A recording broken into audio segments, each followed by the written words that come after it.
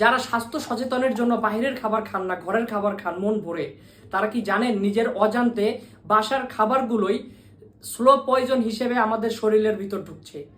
আজকে আমি 3টি সমস্যার কথা বলবো, যে 3টি ব্যবহার করার কারণে আমাদের শরীরে খাবারের সাথে স্লো পয়জন এবং বিষ ঢুকতেছে ভাই। আজকে কেন এই বাংলাদেশের প্রত্যেকটা মেডিকেলের বেড ভর্তি, কেন আমরা বারবার 2 দিন পর পর পরিবারকে নিয়ে ডাক্তারের কাছে দৌড়াই। আজকে তার মধ্যে থেকে হাজারো সমস্যার মধ্যে থেকে 3টা সমস্যা বলবো। এখনই সতর্ক হন এবং এই 3টা জিনিস পরিহার করুন এবং সমাধান শুরু করে দিন আজকে থেকে। প্রথম সমস্যা হচ্ছে নন স্টিক কড়াই। এই নন স্টিক কড়াই ভাই আমাদের ঘরে মা বোনদের সবার প্রিয়। এই নন স্টিক কড়াই আমাদের ব্যবহার বন্ধ করতে হবে। আমরা দীর্ঘদিন এটাকে ব্যবহার করতে করতে এটার ছাল উঠাই ফেলি।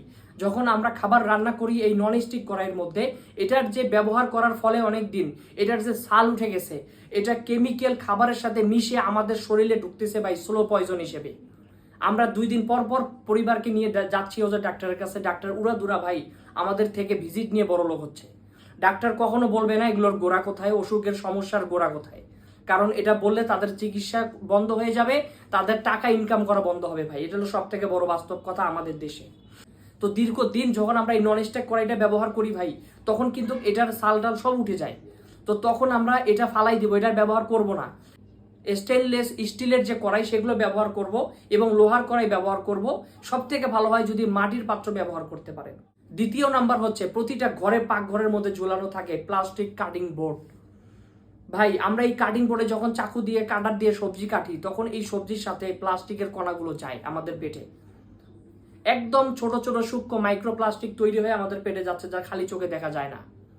আমরা বিগত ভিডিও বানিয়েছি প্লাস্টিক নিয়ে, আমরা প্লাস্টিকের ব্যবহার দ্রুত কমাই দেওয়ার চেষ্টা করব ইনশাআল্লাহ।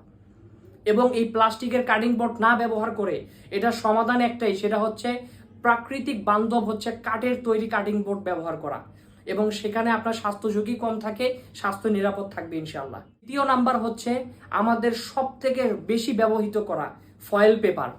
দেশে বলেন, শহরে বলেন, গ্রামে বলেন, সব জায়গায় এখন ফয়েল পেপার রেস্টুরেন্টগুলোতে ব্যবহার করা হচ্ছে এবং বাসা বাড়িতেও ব্যবহার করা হচ্ছে ওভেনের মধ্যে খাবার গরমের জন্য। আপনারা যদি বাঁচতে চান, নিজে সুস্থ থাকতে চান, এই ফয়েল পেপার ব্যবহার করা বন্ধ করুন আজকে। এই যখন কোনো গরম খাবারের সংস্পর্শে এই ফয়েল পেপার আসে, এই ফয়েল পেপার থেকে নির্যাস হয় ধাতু, কেমিক্যাল, আরো অসংখ্য অনেক কিছু, যা আমাদের শরীরে স্লো পয়জন হিসেবে কাজ করে।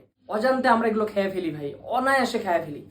তো আমরা সমাধানের জন্য আমরা 3টা জিনিস বেছে নিয়েছি। সেটা হচ্ছে আপনি মাটির পাত্রতে খাবার রাখেন এবং গরম করেন, স্টেনলেস যে স্টিলের পাত্র আছে সেখানে রাখেন, টিফিন বক্সে রাখেন, স্টিলের পাত্রে রাখেন, মাটির